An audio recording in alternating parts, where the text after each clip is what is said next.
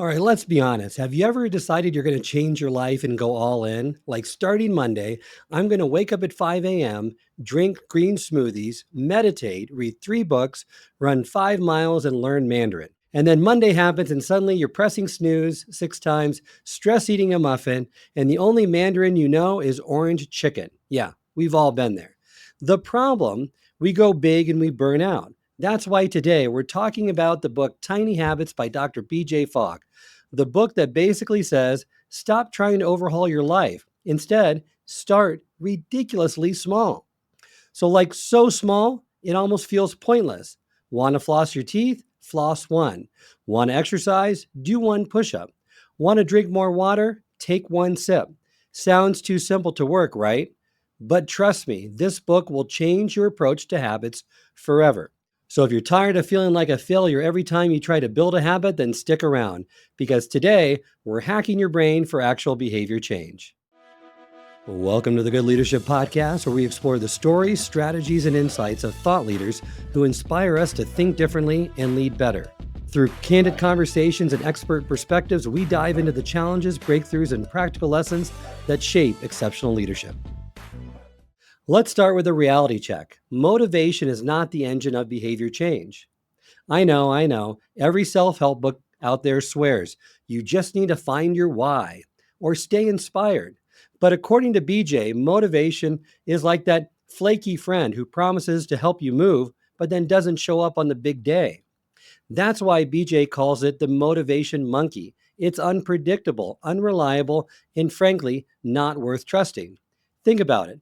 How many times have you ever been super motivated to hit the gym, only to find yourself 3 episodes deep into a Netflix show instead? It's not just you, it's human nature. Here's the deal. Motivation might help you get started, but it's your ability and reminder prompts that actually keep you going. And that's where the Tiny Habits framework really flips the script. Instead of trying to sustain high motivation, Fogg teaches us to focus on actions so small they don't require any motivation at all. So, if motivation is not the secret sauce, what is? BJ breaks it down into a formula so simple you'll wonder why no one thought of it sooner. Let's talk about the 3 core components of tiny habits: the anchor, the action, and the celebration, or how I like to call it, the A team of habit formation. First up, anchor moments. These are those existing routines or events in your life that serve as a trigger for your new habit. Think of it like hitching a ride with a habit that's already on autopilot. Getting back to our teeth example, after I brush my teeth, I'm going to floss one tooth. The key is to pick something you already are doing consistently, like pouring coffee or starting your car. Next is the tiny behavior. The key word is tiny. We're not talking about flossing all your teeth or running a marathon, just one tooth, or take 3 deep breaths. Why? Because tiny actions lower the activation energy needed to get us started. It's so easy that even your inner couch potato can't argue. And finally, there's celebration. This is where you seal the deal by reinforcing your new habit with a burst of positive emotion that BJ calls shine. It's that moment that you feel like a champion, even if you only did one push up. So go ahead, fist pump, shout, woohoo! Or imagine a crowd of fans cheering you on. The dopamine rush will get you to wire that habit in to your brain faster than you can say, I did it. Okay, so we got the basics of a tiny habit. But how do you know when a habit is ready to stick? That's where BJ's MAP model comes into play. So let's break it down. The first letter in the MAP model is M, standing for motivation. Remember, we said that's the nice to have, but don't rely upon it. It's like a wave of motivation that rises and falls. When it's high, you feel invincible. But when it crashes, even the smallest task feels impossible. The trick? Don't depend on it. The A stands for ability. That's the real MVP. The easier a behavior is to do, the more likely it's going to happen. If something feels hard, shrink it down. Want to do push ups? Start with 2. Want to drink more water? Take 1 sip. The smaller the action, the higher the chance you're going to actually do it. And the final letter, P, for prompt.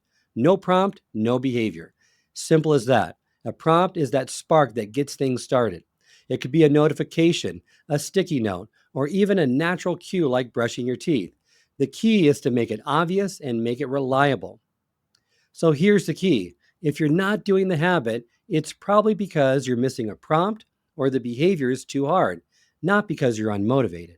So let's now focus a little more in depth on ability, because according to Fogg, every habit is only as strong as its weakest ability link. And he breaks it down into 5 different factors. First, time. Do you have enough time to do it? Second, money. Can you afford the tools or resources you need to do the habit? 3, physical capacity. Are you physically capable? 4, energy. Does it require more mental or creative effort than you have? And the fifth one is routine. Does it fit seamlessly into your life? Because to succeed, you need to be able to identify what is that weakest link and solve for it. So start by asking yourself what he calls the discovery question. What is making this behavior hard to do? Once you pinpoint the obstacle, ask the next question, which he calls the breakthrough question. How can I make this behavior easier to do? There are 3 powerful ways to do this. First, you can make a behavior easier by increasing your skills. When you're better at something, it feels easier. This might mean taking a class, researching online, or practicing frequently. 2, get tools or resources. Sometimes the right tool makes all the difference. Comfortable shoes for walking, a great water bottle, or even a book to guide you in eliminating those behaviors. 3, make the behavior tiny. This is the most effective option, especially when motivation is low. 2 proven ways to do this. First, shrink the behavior to its simplest form. You want to do 20 push-ups? Start with 2. Another proven framework is take the smallest action that sets you up for success. If your goal is to read daily, just open the book. Want to drink more water? Place your water bottle in plain sight. These micro actions keep the habit alive and create momentum without overwhelming you, because every small win adds up to a big success over time. So the next time you feel tempted to go big, think small. Focus on ability, ask the right questions, and make your habits tiny and achievable. The results might surprise you. Now let's talk about the unsung hero of habit formation, and that's the prompts. No behavior happens without a prompt. If there's no trigger to kickstart the action, the habit simply won't happen. So let's dive into why prompts matter and how you can harness their power to design habits that stick. Think of prompts once again as those ignition switches for your habits. They're that signal that says, hey, it's time to do this now. And there are 3 types of prompts he mentions. First type is person prompts. These are those internal cues like hunger reminding you to eat or prompting you to sleep. While useful for survival based actions, they're unreliable for building habits unrelated to your immediate needs.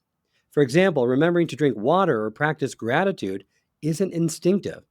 So you're going to need to find a different type of prompt for those. The second type of prompt is context prompts. These come from your environment, a sticky note, an app notification, or the sound of your phone ringing. While effective, context prompts can backfire when overused. Too many notifications can overwhelm you, leading to desensitization. The third type are the action prompts. These are the best types of prompts for habit formation, are actions that you already do. These reliable routines act as anchors for new habits.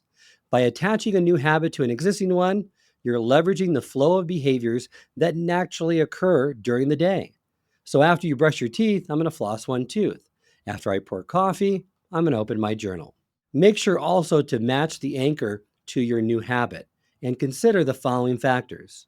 First, location. Match the physical location of your new habit to the anchor. For example, if you want to wipe down the kitchen counter, anchor it to something you already do in the kitchen. Frequency. Match the frequency of the anchor to the habit as well. If the anchor happens once a day, your new habit should as well. And then finally, make sure that you have a common theme or purpose between the anchor and the habit. Choose anchors with similar purposes. If you have a hygiene habit you want to build, then attach it to a hygiene habit you are already doing. And make sure to avoid fuzzy anchors like after dinner or whenever I feel stressed. The more specific you are, the better. Say, after I take a shower, I'm going to do 2 push-ups. There are also moments in your routine where you're waiting or in transition. These meanwhile moments are golden opportunities for habits. For example, while waiting for the shower water to warm up, you could practice your deep breathing. Remember, prompts are your spark plug that ignites your habits. By anchoring new habits to reliable routines, you can design a system that works seamlessly in your life. Habits, however, just don't form if you repeat the action enough. The emotions you feel during and immediately after the behavior play a critical role.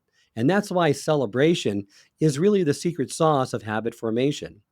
Positive feelings signal your brain to mark the behavior as important, making it more likely to become automatic over time. In fact, habits can form in just a few days if they're paired with strong positive emotions. Here's the science. When you celebrate, your brain releases dopamine, a neurotransmitter that encodes habits. But timing is everything.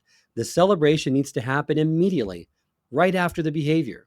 This instant reward sends that clear message to the brain: this is good, let's do it again. So let's talk about the 1-2 punch of effective celebrations. First step, immediacy. Once again, celebrate the moment the behavior happens. This fast feedback helps your brain make the connections between the behavior and good feelings. And 2, intensity. Your celebration needs to feel real. It's not about going through the motions, it's about creating a genuine sense of success. If one celebration doesn't feel right, try another one until you find what clicks. And for those moments when you need that extra boost, create a power celebration, a high energy, emotionally charged celebration that you save for those most important habits that you want to wire in quickly. Think of it as your secret weapon. Fogg also provides a proven approach for tackling those bad habits without losing your sanity. He compares bad habits to a tangled knot. You can't just yank it apart. You have to work on the easiest parts first. So step 1, remove the prompt. For example, if you can't stop checking your phone in bed, put your phone in another room. No prompt, no behavior. If removing the prompt isn't enough, make the habit harder to do. Hide the cookies in the basement. Use a password manager to log out of distracting apps. The goal is to add just enough friction to disrupt the habit without relying on sheer willpower. And if all else fails, swap the habit. Instead of doom scrolling, try reading one page of a book. Instead of snacking, sip on tea. The key is to replace the old habit with something more appealing and easier to do. So here's your tiny takeaway. Stop waiting for motivation. Start with something ridiculously small. Anchor it to an existing habit, and don't forget to celebrate every win, no matter how tiny. And if there's one thing you should do after this episode, it's this.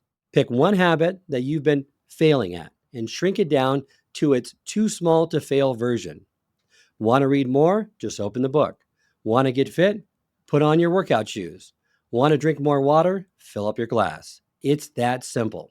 No guilt, no struggle, no, I just need more willpower nonsense. Just tiny wins that build real momentum. So go try it. And if you do, let me know. Drop a comment, send me a message, or just whisper, "You were right," into the void. Either way, I'll feel it, and thanks for tuning in. And if you like this episode, hit subscribe, share with a friend, and remember, big changes start tiny. See you next time. I hope this episode has provided you with valuable insights. If it has, I ask you to share it with someone who would also benefit from it. If you've been enjoying and gaining knowledge from this podcast, then subscribe to our YouTube channel where you can find all the previous episodes of the podcast and additional learning resources. You can also subscribe to the podcast on Apple or Spotify and leave up to a 5-star review.